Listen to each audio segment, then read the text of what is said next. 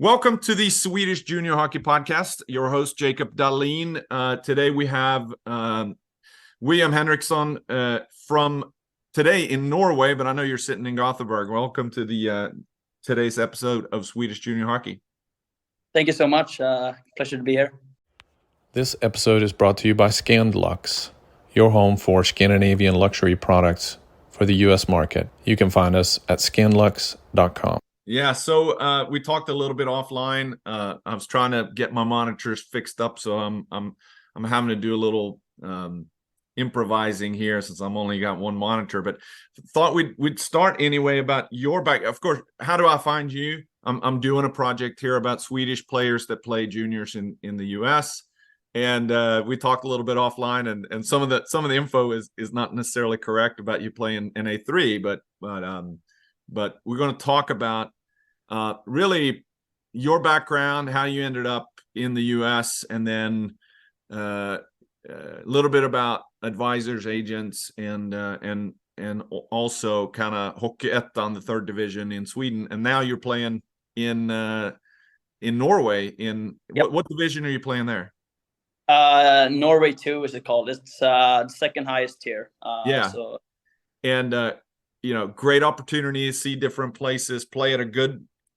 I'd like to hear a little bit about Norwegian, the level of hockey. There's when you talk to when you look at Swedish juniors, there's a lot of Norwegians that are talent. There are U16s who are coming over playing hockey gymnasiums in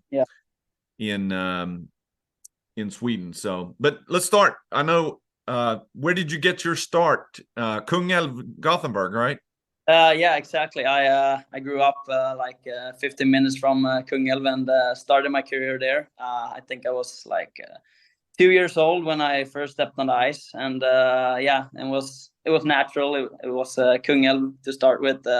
My father played there when he was younger, so it was just natural coming to play for Kungälv. And for those who don't know, I mean, we have a geographical component of this because Sweden is not everybody knows Sweden. So if you look up Gothenburg, for those who don't know, where is Gothenburg? Gothenburg, West Coast. Kungälv, West Gothenburg. Yeah, second largest city in Sweden. Beautiful place. Kungälv. How would you describe Kungälv, or did you live there in Kungälv? No, I lived 15 minutes north of Kungälv. Kungälv, I'd say, is a small city outside Gothenburg. Not particularly that big, but it has its shopping malls and its shops and hockey team, football team. So pretty small town. Yeah. So what soccer team did you grow up being a fan of? Of IFK Gothenburg, of course. Big fan. Going to the game tomorrow now that I'm home over the weekend. So always been a big fan of IFK and always will be. Well, I'm gonna reveal my age here, but Torbjörn Nilsson was probably one of my favorite guys growing up. I was not born with Zlatan as a favorite player. It was Torbjörn Nilsson, and when he finished his career, he became a chef. So I don't think it's a little different. Torbjörn Nilsson became a chef. Zlatan Ibrahimovic has plenty of chefs. Yeah, that's for him. A little different. Exactly. Yeah. No, I think I've actually been down there. I've been to Ullevi in Gothenburg, amazing city, lots of concerts, coastal town. So, did you grow up close to the water? Yeah, I grew up right beside water. Where I'm from, we took our bikes down 2 or 3 minutes to the beach there or to the water, and we had a boat there as well. So we had a great time where I grew up. Not a lot of beach near Gothenburg, right? But where did you go to get to the beach? Halmstad, or where's the nearest beach? As I said, we used a lot of boats, so you go out just to those islands, and you don't really use the beach that much. But I'd probably say Tylösand, Halmstad is the closest beach to go to.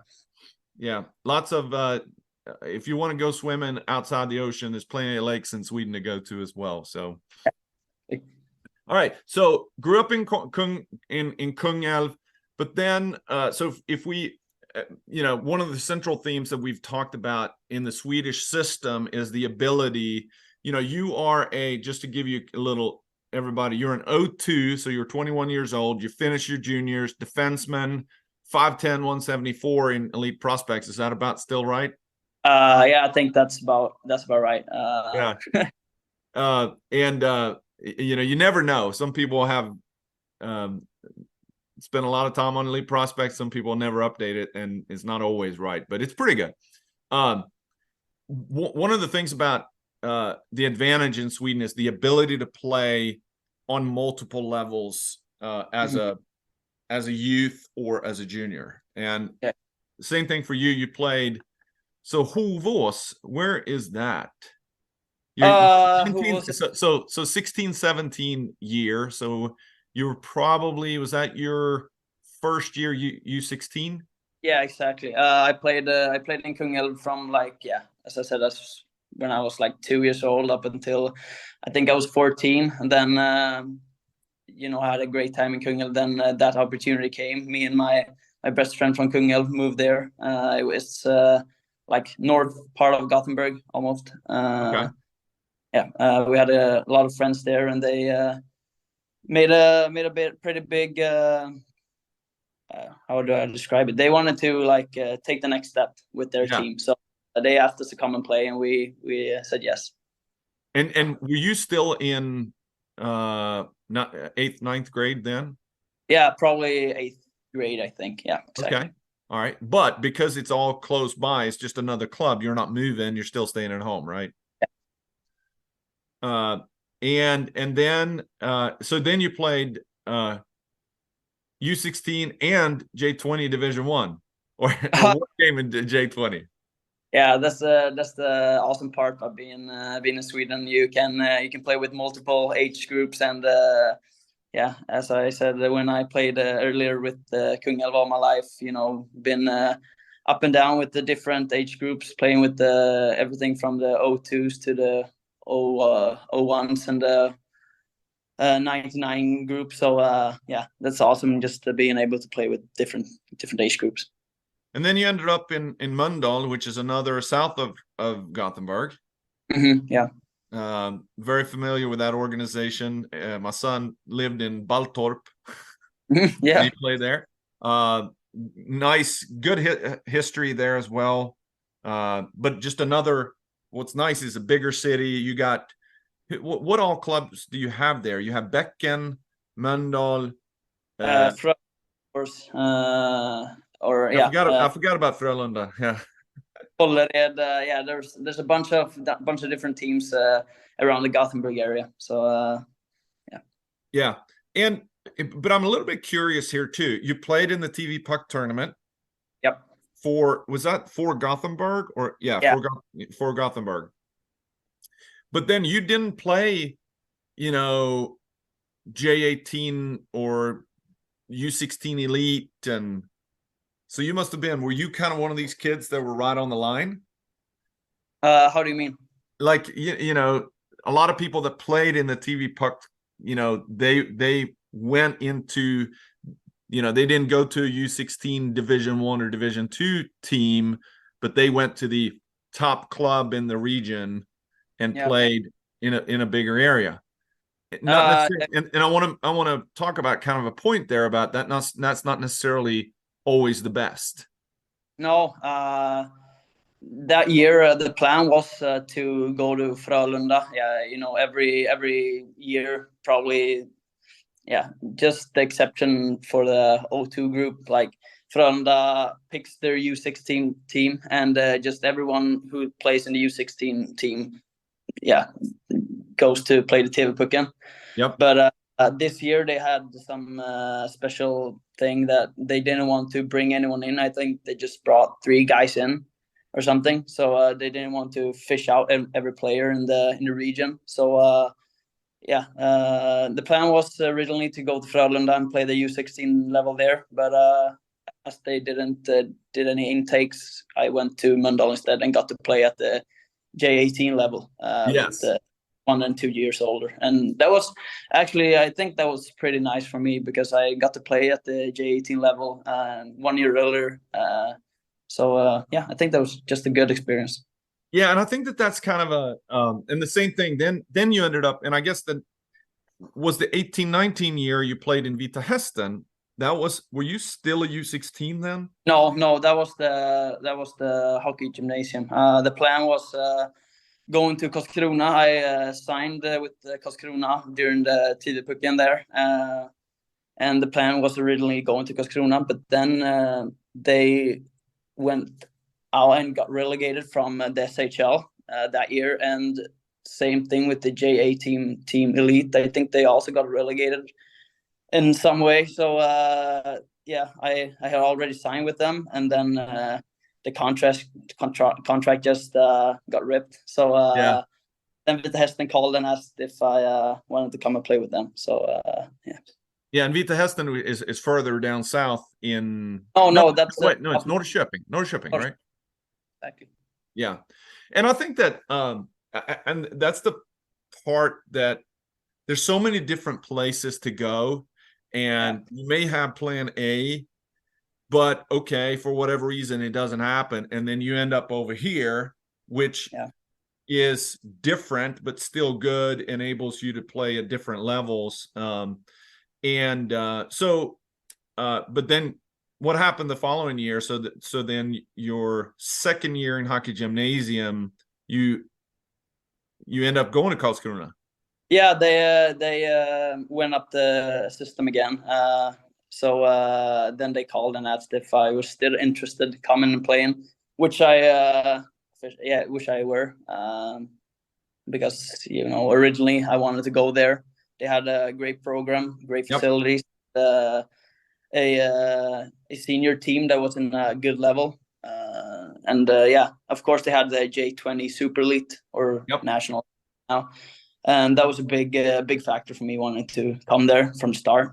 And then when they called, Karlskrona is an interesting place. I'm a huge fan of Karlskrona for a lot of reasons, but they've had their share of problems, and it's so tough because they got amazing facilities. They're in a really nice part of Sweden, in a medium-sized city. It's not tiny, it's not huge.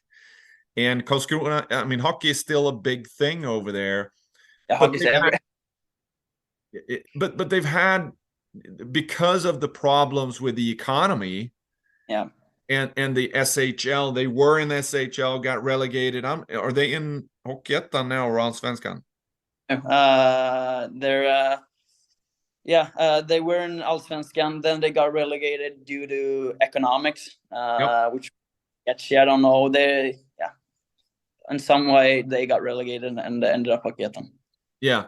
So I think that, and all of that creates this turbulence in a ripple effect in all levels. And an important part to talk about in juniors in Sweden, not a lot of people know this, but if you have an SHL team for your elite, for your adult men's team, that gives the U20 or J20 an automatic spot in J20 National, what used to be J20 Super Elite. So these clubs, so when you have these teams like Färjestad, HV71, Leksand, Frölunda, Örebro, been in the J20 National for a long time, and have such an established program that even though they didn't have a automatic bid, they're at the top of J20 National anyway. But teams like, if you look at teams like Oskarshamn, Karlskrona, that Oskarshamn's a good example. They have an automatic bid because they're in the SHL, but they've really struggled at J20. Yeah. And if you look at J18, I think Oskarshamn is not in J20 region. I may be wrong, but I think that they've struggled with the juniors to kind of get that going, but they haven't. But because they have an automatic bid, it's tough to compete. They don't have the history like that. Yeah. And Karlskrona is kind of in a similar way. So when they lost, they got relegated there. It makes things really difficult to then compete with the big clubs. Yeah, exactly. And that was like, I think, one of the only times it's happened when Karlskrona went down to Hockeyettan. They had a J20 Super League team and a team in Hockeyettan. That's like almost the same level. Yep. So that made it really difficult, like keeping it on a nice level, because you want the players from your J20 team to be able to process up to the higher level. And yeah, it just made an unbalanced thing in the club, I think, having the J20 Super League and Hockeyettan at the same time. But at the same time, though, it's really, really tough for clubs that take Rögle or Frölunda, or we have to talk about Leksand because I'm from there. But you know, it's really, really difficult for J20 players to break it into the elite club. Yeah, and when you're looking at teams like Djurgården, AIK, Södertälje, now Västerås and Brynäs, perhaps. Brynäs just got relegated, but they still have a solid program at J20. So if you're a J20 player in Brynäs, all of a sudden now you're going to have an easier time to get games in Hockeyallsvenskan. Yeah, I think that's like a big thing, I think, for people choosing the hockey gymnasium. I think you should not only go to the place that has the best SHL team necessarily. I think maybe sometimes there's a better opportunity for you to get to play at the senior level if your team's maybe in Allsvenskan and lower tier of the Allsvenskan. So yeah. So, but if we go back then, so how was your time? So you ended up playing. Did you finish up? So you're all the way through. So you did all your years in gymnasium +1, right? Yeah, I did my first year in Vitesse, and then 3 years in Karlskrona. Yeah. How was it then in Karlskrona and hockey gymnasium? What did you study? I studied economics. Okay, so you didn't go the easy route. No, I didn't. But I'd say it was pretty easy. Still, I had a really good time at Karlskrona. Actually, I got so much help from teachers and everyone who worked around the club, with all from school combined with hockey. So it was just a really good time, school wise and hockey wise. Yeah. Talk about that a little bit too, because not everybody choose to go into naturvetenskap or the social, the science part, or economics, or kind of college prep route, right? Yeah. So out of the guys that went to hockey gymnasium, how many people went the vocational route? Estimate. I think in my class, it was me and 2 other guys who studied economics, and then maybe 1 guy in science. The rest did, like, the building structure thing. Working with the kids and hospitality things. So most of the guys, took the easy way out. But yeah, I mean, isn't it kind of? I mean, nothing wrong with that, but it's kind of. And I remember back in when I was at that age, that's what I chose. I went actually in plumbing. That was I did that for a year, and then I realized, what am I doing? And then I quit and went back for on the science. Went to Technis. Yeah. But the reason I bring this up, because when you are 16 years old, it's really, really difficult to know. You've gone through 9th grade and you're kind of tired of school, and you just want to play hockey. So you want to have a little bit of an easier way. So it's easy to, and all your buddies are like, no, let's have a good time. But the reason I bring that up is that's the time that is so crucial. If you are thinking about college hockey in the US, which we'll get to in our conversation, but if you're thinking about going and playing college hockey, if you had chosen not economics, but you chosen construction, that would have closed some doors. Yeah, exactly. At the time I didn't have college in mind when choosing, but I think I've always had like a pretty easy way for myself in the school. I've done what I needed to do, and got out with some good grades. And studying economics wasn't like that hard for me. But at the same time, I understand like a lot of people who's very talented in hockey wants to just play hockey and just do the school thing as easy as possible. And I totally respect that. But Yep. it's from like a college perspective. You need to have a certain grades and certain study certain types of things. So I think if you want to go to college, you probably should choose like economics or something. Yeah, and I'm glad you're bringing that up, because I think hopefully, what's nice about these podcasts is that they're going to be out there, and even if someone doesn't listen to it today or a week from today, 6 months from some time, I may say you need to listen to the episode with William Henriksson, because he talked about making that choice, not knowing if he was going to go to college or not, but it wasn't that bad. No. Right. And it's easy to choose the easy route, and it's easy to do and easy not to do. Just put that little extra effort into academics, and it keeps doors open versus close them in the future. Exactly. So, all right. So you finished up. So now you're finished up your J20. And so did you have, before we get to so after you finished gymnasium, your third year of juniors, you have the choice now. Do I stay in Karlskrona? Yep. And play my last year of J20 eligibility, or do I go somewhere else? Did you look at other clubs? Did you look at coming to North America at that time? Not North America necessarily at that time. I was pretty focused staying at Karlskrona another year, because COVID happened the year before and we didn't get to play that many games. So I wanted to have the full J20 experience before doing anything else. So no, not that I had some clubs interested, but nothing that interested me in that way. I wanted to stay in Karlskrona. I really enjoyed my time there, and so no, not at that time. And at what point did you? Because you do have a agent, or at that time an advisor. When did you start that relationship? I think it was during that year, during starting my my second J20 year. I got in touch with him, and we've been working together ever since. Yeah.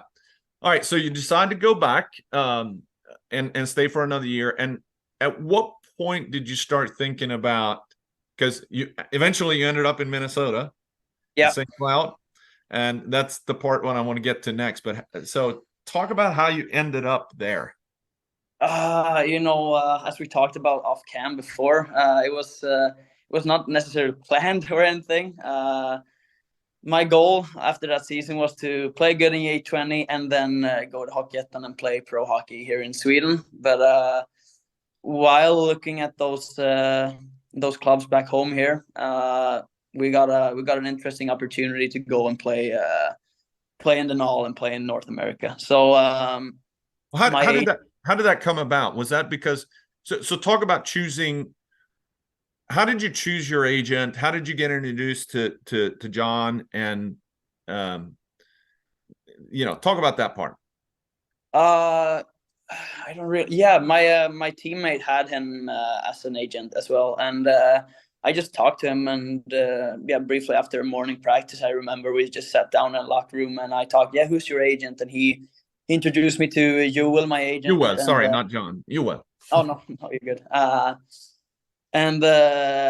just contacted him, talked to him, and I wondered just how does he work, and what's his goals with his clients, and it sounded really good, and I just enjoyed what he had to say, and from there we just started building our relationship, and we went from there. Was that because your goal of playing in Hockeyettan? So then you're like, I need someone to help me guide me into finding a team that is going to negotiate on my behalf. Yeah, exactly. My from the start, when from like playing in the TV-pucken, I didn't really need an agent because the teams were contacting me and I just got everything done pretty quickly by myself. But then when you start getting a bit older and those professional teams come in, I think it's pretty nice to have someone talk for you and negotiate for you. And the goal was, as you said, playing in Hockeyettan. But then while we were looking for the teams, this opportunity came up because one of my teammates in Karlskrona at that time was tendered to play for the St. Cloud Norsemen. Who was that? Alex Korpela. Okay.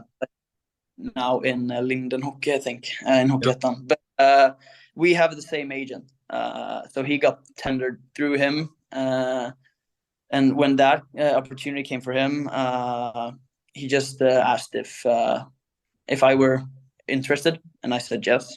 And that was like after the draft has happened in the NAHL. So he sent a bunch of video clips on me to the coaches in the Norsemen, and I think they enjoyed what they saw and liked what they saw. So they invited me to come to training camp. So that was going to be my next question: is did you go to main camp or did you go straight to training camp? No, I went straight to training camp. So yeah. And same thing for Alex. He skipped. So he was tendered. So he was tendered. So let me ask you this too. So when he got tendered, most of the guys that I've talked to that's played in the NAHL, when you asked them the question, well, so how did you were an expert on all this ahead of time, right? And they were like, no, I had no idea what this tender and draft means. And then, you just go with the flow, right? So was it the same thing? So Alex come to you and says, I don't know what this means. I got tendered, but I guess I belong to them now. Yeah. That was like what we talked about, because while I was invited to training camp and he was tendered, we didn't really know the difference. And then when we went to training camp, we thought like, oh yeah, we've made a team, we think. But and then guys just started not showing up the day after. We were like, where did that go? Oh no, he got cut. We were like, what? You can get cut from the team? Should they want to fly us all the way over across the sea and then just cut us? So no, we had no idea. We've learned along the way everything that comes with the thing. Yeah. So let's start with that. So you end up going to training camp. Exactly. And so St. Cloud Norsemen in St. Cloud, Minnesota, hockey mecca in the U.S. Yeah, exactly. St. Cloud State is there, big D1 program. Minnesota high school hockey is huge. Yeah, there. You should take a look at all hair team in Minnesota high school hockey. So you end up going over there. So did you have a billet family already set up? They set up a billet family. So me and Alex, my teammate, then we lived together. That was really good. We had a blast coming over there. Our billet family was awesome, and we lived together, and they just provided us with everything that we needed. So that was great. Yeah. How did it work with transportation? Because you I'm assuming you didn't have a car over there. No, we made some good friends on the team, so they just picked us up every morning, and we went to practice. So there was no problem with that. Okay. And then so what was the first? So you go to training camp. Yep. And how many people were there in training camp? Because did you notice then they were like, this is a big team? Yeah, like I was when I first came, we were placed in 2 different locker rooms because we were so many guys. And my initial thought was like, what is this? How can we be like 12 defensemen on one team? Yep. I didn't really, and but then as training camp progressed and as the weeks went by, I realized that people get cut from this team, and so that was an experience I'll never forget, when we just came home and sat down and called our agent, and we was like, we didn't really know if we made a team or not. And I've heard this podcast, a bunch of guys talked about this exact experience as well. Yeah, So did that make you nervous? Did that make you like?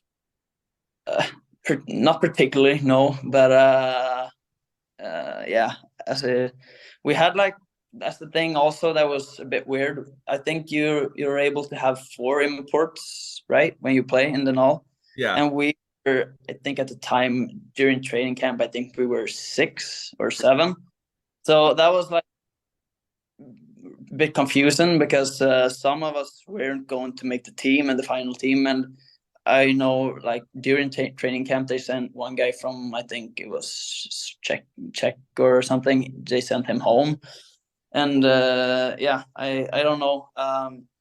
That felt a bit weird. I would imagine that that was a little bit different for sure. Yeah, And then, but then, so after that, you made the opening.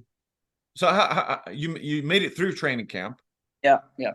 How many D did they keep? 8? Yeah, I think so.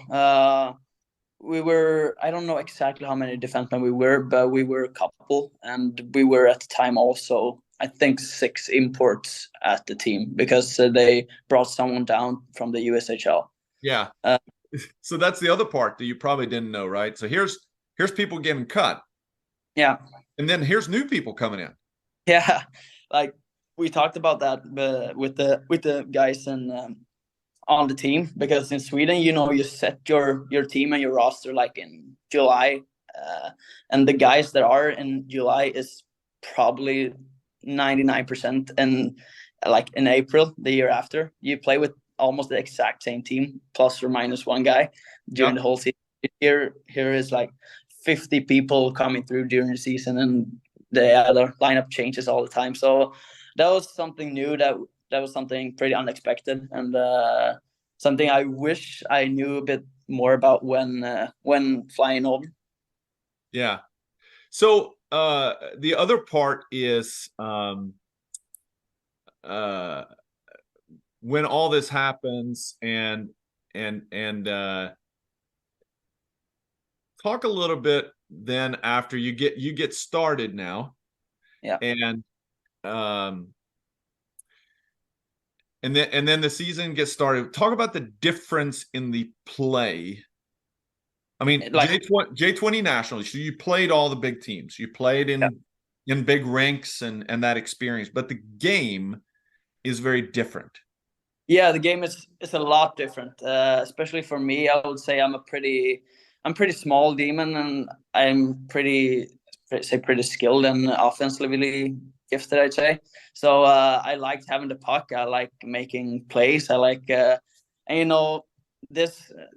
When I just got over, people started just hitting you from left, right, and center, and coaches just told me to get the puck off the glass and get it out. Like the sooner you can get the puck off the tape, the better, and all that stuff. And all I just wanted to do was, you want to do this crazy dangle, you want to, play this tricky pass, but yeah, that was not really appreciated by the coaches, who just wanted to play this simple hockey. And that's one thing I realized. I think my game actually like suits Sweden better, because this is the bigger rinks, more space to skate with the puck. But yeah, it's a big difference from like everything. How you warm up, how you play the game. It's a lot more physical over in the US, and just people. Yeah, if they see that you're that small Swedish kid, I just want to kill him every time he has the puck. Yeah. So yeah, it was a big difference, and it took a while to get used to. Did that start right away, first practice and training camp? Yeah, I'd say so. Yeah. So it's interesting, for those of you that I've talked to, and I've been there myself, and watching main camp, which is even more fun, because then you may have 250 people there before training camp, and everybody's trying to make a mark. But I'm curious too, was there a lot of sizing up in the locker room? Of course, you had your buddy there, Alex. Yeah. But what was that like first coming in? You put your gear in the locker room. There's not a lot of chit-chatting going on in the locker room, right? No, they were a bit chit chatting. Most of the guys who were there the year before knew each other, and they were so nice to us. They could took care of us really good, and we've made some great friends for a lifetime. Yeah. So we one of my two best friends there was like the captain, and I think the other one was the assistant captain. So they took us under their wings, and there was no problem with that there in the Okay. locker room. Well, and it's funny because, you know, in that environment, especially so during main camp, the experience that I talk to people about is that, you know, you're not there to make friends, you're there to make the team. Yeah. And it's either you or it's me. Yeah. And so the first thing is people coming in and they, you know, you got the puck and you know, you get rid of the puck and 1, 2, 3, 4 seconds later you get creamed, you know. Yeah. Yeah. And but it's funny you mentioned this kind of like the Swedish style of D of you know, not a lot of pressure in the forecheck. You turn up with the puck in front of the goalkeeper. You may make a move in front of the goalkeeper and step into play and looking for the neutral zone pass, right? You know, there's not the pass doesn't happen below the goal line too much in Sweden. A lot of it happens in between the goal line and the top of the circles. Yeah. And the difference for the D man in the NAHL is if you try to do that, I mean, you're going to have F1 and F2 on you. And then it's all about, you know, creating that turnover. And not only that, there is impact every time. Yeah. Yeah. That I remember being a bit shocked, like playing my first, I think it was scrimmage game. Like everyone just starting hitting each other, and you know, I'm not the biggest and most physical guy, but I needed to start hitting people as well because you know you got to defend yourself and you gotta be ready for that. And yeah, I don't know. I probably should have watched a bit more video of the NAHL before entering. Maybe. Yeah, well, you didn't have the Swedish Junior Hockey podcast to prepare you ahead of time. We're talking about your brother a little bit later, but I think that's the part that we're trying to do here. All right. So, but then you ended up. So, did you end up going to Blaine? Yeah, I was there at the showcase. It was a blast.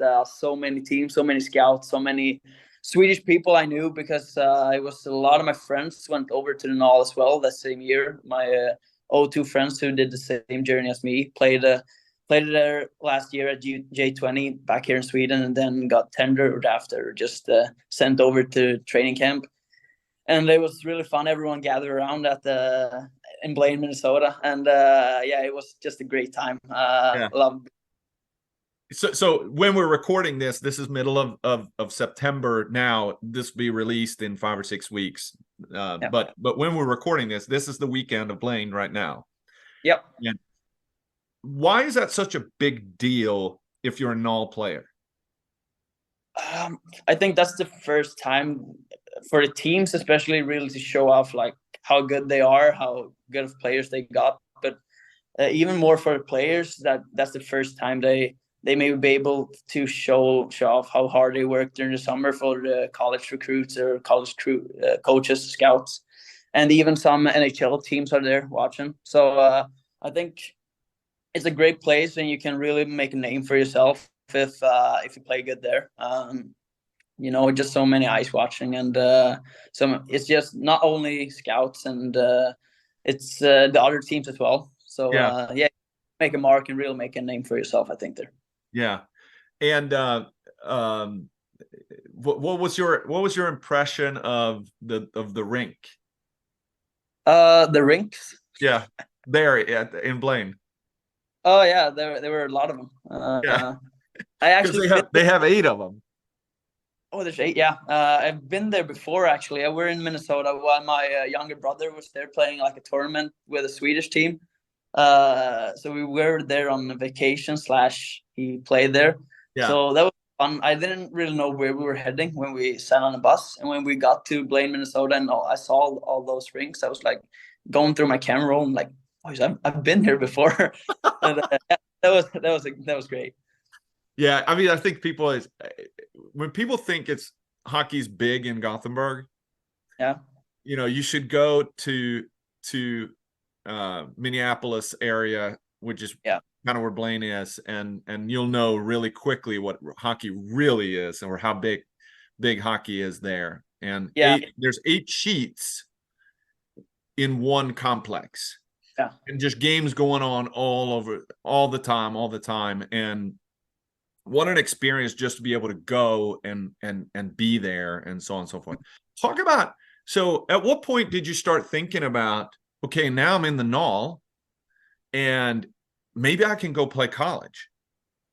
I think that the first weeks I was there, we went watched the St. Cloud State University play, and we got to talk. Me and my buddy got to talk to like some of the coaches there and some of the guys there, and that was a great experience.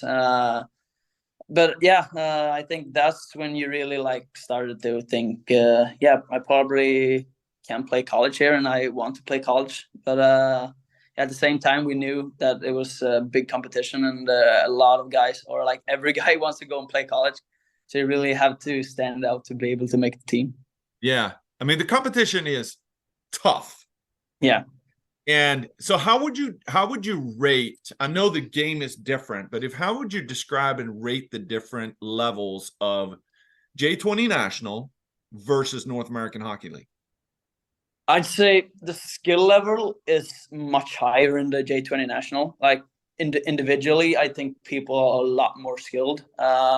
There, I think like the skill level is probably USHL is like the same thing as J20 National, I think. But but I think the NAHL is more like you need to play gritty, you need to play as a team, and it's two different games of hockey played. But it's I don't know really. I think the J20 National is a great league. It's a great league to develop, and but yeah, I think it's probably pretty similar. How they rank. Yeah. So were you tempted to go to college after? Yeah. Because I know your plan was to go play professionally in the Hockeyettan. Yeah. And then this was kind of a fun thing to do. Yeah, exactly. And then all of a sudden you're like, you've got your prerequisites. Did you start looking at colleges to possibly go to and start sending transcripts, or? Yeah, I sent over my transcripts to my agent, or he was called advisor at that time. But and he started. I think he started talking to a bunch of different college teams, but it didn't go that far.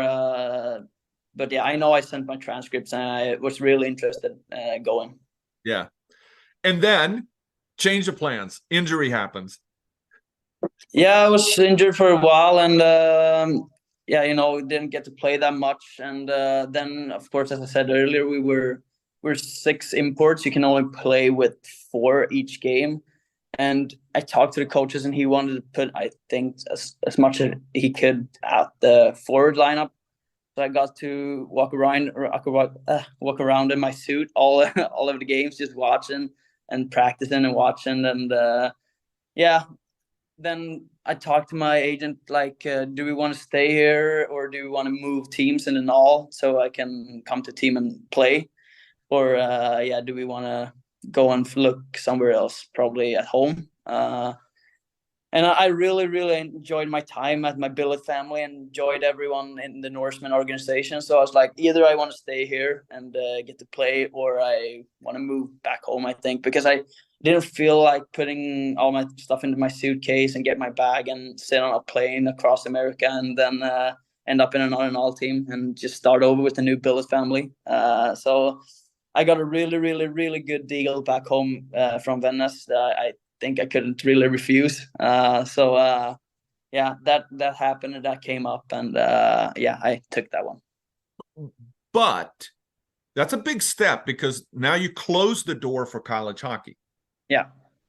Or like, not really. I don't think we talked a bit, like, because maybe we could go back home and then come back and play the playoffs.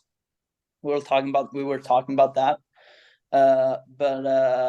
As I went home, I felt like, at the start, that was the initial plan, to go back home, play some pro hockey in Sweden, and then come back and do the playoffs in the NAHL maybe. Yeah. But But I mean, but don't you jeopardize the amateur status when you take, you know? I don't really know, because we talked about that as well, and I think there's some kind of judges who can see past that. I don't really know exactly how that worked, but we talked about that the opportunity still was there if I wanted to. But then I enjoyed my time back home, and really felt like sitting on a plane back to the US again. So no, I stayed in Sweden and did my the last part of the season here. Yeah. So let's round out by talking about, here's the thing that I wanted to get the other perspective. We talked about the difference between J20 National and North American Hockey League. Yeah. Let me mention too, in your elite prospects, it also says that you played in North America and NA3, which is tier 3, but that was actually incorrect. You didn't actually play there, right? Yeah. I played one game there, but it says like 4, I think. Yeah. That I don't know why it says that, because they just added when I came back. But yeah, I played one. Yeah, let's mention that, because I think that every NAHL team also has a tier 3. A lot of them have an NA3 club underneath that is a lower league, but it's a good opportunity if you're not getting to play. But was that in the same city, or did you? Yeah, it was like 45 minutes from there. But yeah, Yes.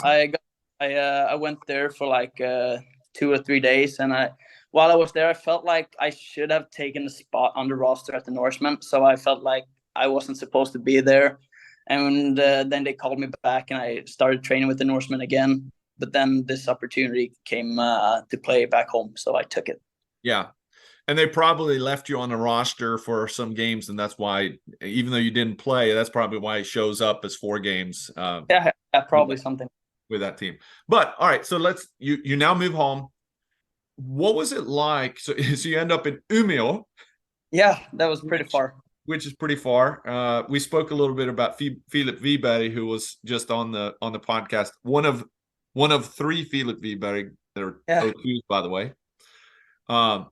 But you were in Umeå, and you're playing for. So you're playing for who was the team? Vännäs. So which is kind of a sister club to Björklöven, right? Exactly. But what was it like? Let's talk hockey first. Yep. Hockeyettan versus NAHL. Is Hockeyettan more similar to J20 National? I mean, so Hockeyettan, for those who don't know, 3rd division, you have SHL, Allsvenskan, Hockeyettan, or Division 1. Yeah.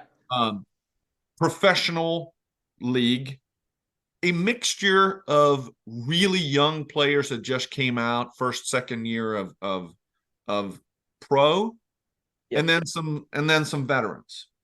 Yep. Mainly the young players aren't working a public job, maybe working a part-time job, but mainly they're there because I couldn't get an Allsvenskan or SHL contract. I'm here to get better, work hard, and maybe move up. But then there's also veterans that may work a public job on the side. Yeah. But it's considered professional. Yeah. And well-run organizations in smaller towns or smaller organizations, typically. How do you compare Hockeyettan versus J20 versus North American Hockey League? I'd say Hockeyettan is a much more structured. It's older guys. So yeah, I say Hockeyettan is it's a higher level. It's harder to play in Hockeyettan and stand out compared to J20 National and then all. It's so many good teams, so many good players, and Hockeyettan has really got better over time. The last couple of years, like some teams are really good and have really great programs. And so yeah, I say Hockeyettan is a really good league. Yeah, and crowds. Yep. You know, in that town, I'm sure that there was.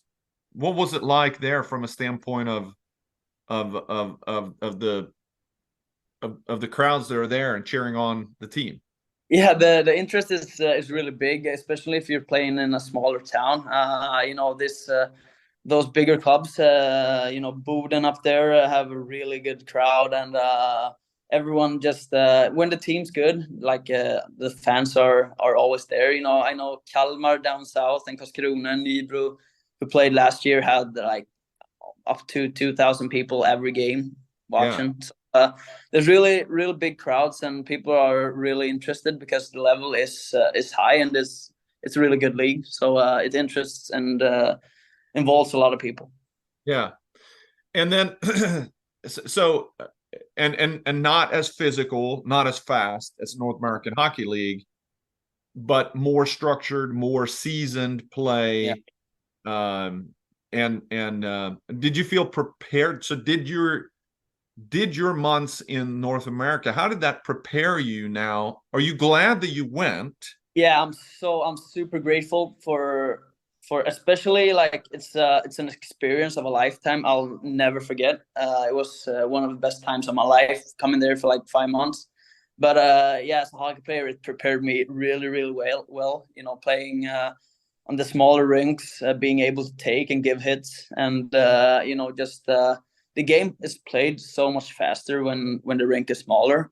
And coming home, to have all of the space, you can stand behind the net, wait for people to come change. I have done that in 5 months, and it was so nice, being able to skate with the puck and being able to, have some time on the puck and just feel it. It was awesome. So yeah, I'm super happy I went, because it not only developed me as a person, but as a hockey player as well. Yeah. All right. And then the opportunity. So now you finished then the year there, got 20 games, which is awesome. And then you're working with your agent and you're looking at, so now you've kind of got your foot in the door in Hockeyettan. So then you're looking at options. Yeah, we were talking to a bunch of different teams and trying to figure out what we wanted to do. And yeah, it was talks about going, playing in Austria in the Alps Hockey League, and Norway as well. And I got this opportunity coming to south of Oslo, capital of Norway, to play, and I felt like it was a good deal for me. And yeah, I just went there for a week, saw how the facilities were, where you live, and everyone around the team, and got a good feeling about it. So I jumped on. Yeah, and then second league in Norway, which is that comparable to the third league in Sweden? Yeah, I say so. I know the highest league in Norway is really good. Like the top competes with SHL, and I think that can, like the standard of that league, the highest Norwegian league can like compare to Hockeyallsvenskan, and the Norway second league can compare to like Hockeyettan. And so I'm pulling up the roster here now for the team there. Some other Swedes, quite a few Swedes, but looks very young. Yeah, we have a young team. I think we have probably the youngest team in the league. Hungry guys, a great group of guys, and as you mentioned, a lot of Swedes, which is really nice. We can, and the coach is Swedish too as well. Who's the coach there? Ulf Berglund. Yeah, he and my agent had some good talks, and yeah, brought us there. And it's been really nice having a bunch of Swedes too. We live together and we work. They fixed the part-time job so that we can work as well together. So it's really nice. Yeah. Well, I think that you gotta, I appreciate you coming on and talking about your journey, because hopefully it'll help people and be an encouragement of people to, I've said it before, I'm a huge fan of taking that opportunity for new experiences, and you grow as a person, and you grow as a hockey player, and those kind of go hand in hand, and people shouldn't be afraid of taking, of learning new experiences, and not be stuck in a bubble. Two more things. One is, if you met yourself at 17, now you're a little bit more experienced, or maybe since your brother's 16, right? Yeah, he turned 17 a couple of days ago. All right, so it's perfect. what advice do you give yourself at 17, or now your brother who's in Karlskrona playing for Johan Schultz? What advice would you give, since you now have experienced these things, but things you didn't know when you were 17 that you wish you would have known back then? First of all, we actually talked about this in the car ride home, to take school seriously. I think he slacks a bit sometimes, just doing bare minimum. But yeah, school is very important, especially if you want to go over to the US and maybe play college, because I think he's a tremendous hockey player. He's so talented, is so awesome. So I think he can go how far he wants to. But yeah, first of all, do school correctly, and then just keep your mind open, keep your opportunities open, because you never know, if you get something, maybe you should take it, because yeah, it can develop you as a person and as a hockey player very much. Yeah, well, he's in a good spot there in Karlskrona. I mean, great program, grit hockey. I mean, Yeah. that's a great place to prepare yourself mentally and physically for North America. I mean, what a great place to be in Karlskrona. Yeah, exactly. He got a bunch of offers, but my best friend, I think you know him, Åke Stakkestad, played for Karlskoga, and he's from Kungälv as well. So he's like an extra big brother to my little brother, and he just told him come to Karlskoga, and he never looked back since. So I think he's having a great time there, and yeah. Yeah, that's awesome. All right, last thing, we've got a partnership with Target Aid. The question is, klubben i mitt hjärta, the club in my heart. We, part of season 2 here is to kind of help from a social, do good to the society, and there's a lot of youth hockey organizations or clubs and out there that are